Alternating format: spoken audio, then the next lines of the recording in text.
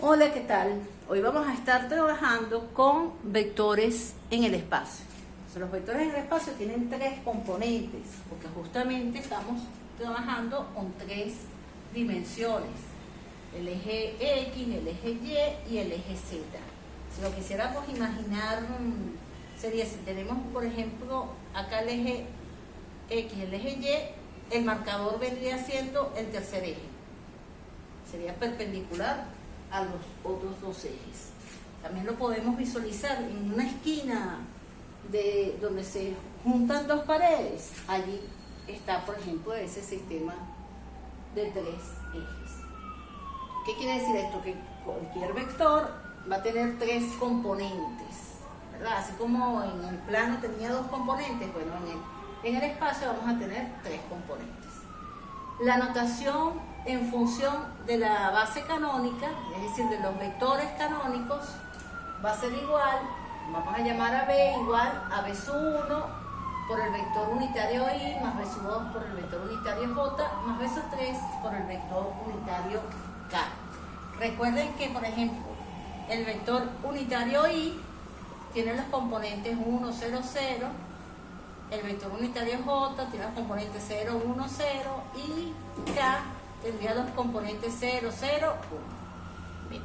Todo vector, cualquier vector en R3 se puede escribir en función de estos tres vectores unitarios, quedando escritos de esta forma. Entonces, el primer componente por I más el segundo componente por J más el tercer componente por K. Ahora bien, otra forma de notación también es conociendo las coordenadas del origen y del extremo.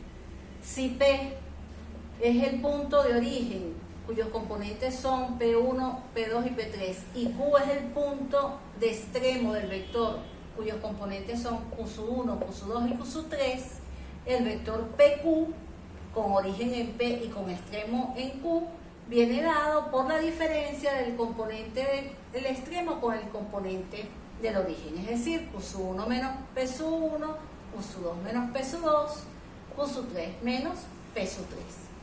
Cada una de esas diferencias vendrían siendo los componentes del vector PQ.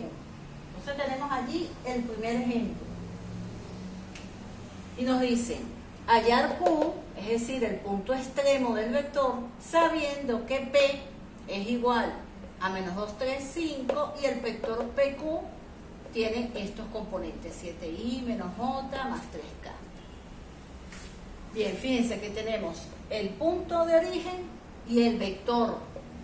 Nos falta hallar es el extremo, lo que nos pide el ejercicio. Entonces, ¿qué tendríamos que hacer? Bueno, es decir que Q es igual a Q sub 1, Q sub 2, Q sub 3, desconocemos, ¿verdad? Estos componentes es lo que vamos a calcular. Pero sabemos que PQ, el vector PQ, ¿a qué es igual?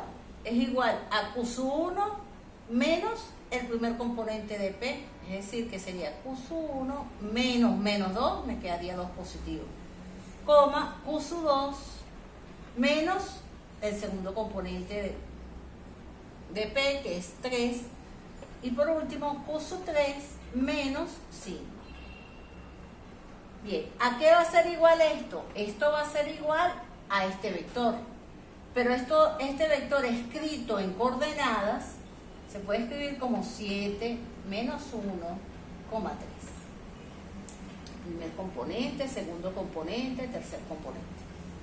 ¿Qué quiere decir esto? Que este vector es igual a este vector, ¿verdad? Pero para que dos vectores sean iguales, cada uno de sus componentes debe ser igual. Es decir, el primer componente, Q sub 1 más 2, tiene que ser igual al primer componente aquí, que es 7. Q sub 2 menos 3 tiene que ser igual al segundo componente aquí, que es menos 1. Y el tercer componente, que es Q sub 3 menos 5, tiene que ser igual al tercer componente acá. Entonces tengo tres tristes ecuaciones de primer grado. Lo que tengo que hacer es despejar en cada una de ellas Q sub 1, Q sub 2 y Q sub 3, ¿verdad? Aquí tengo Q sub 1 que va a ser igual a 7 menos 2, que es 5.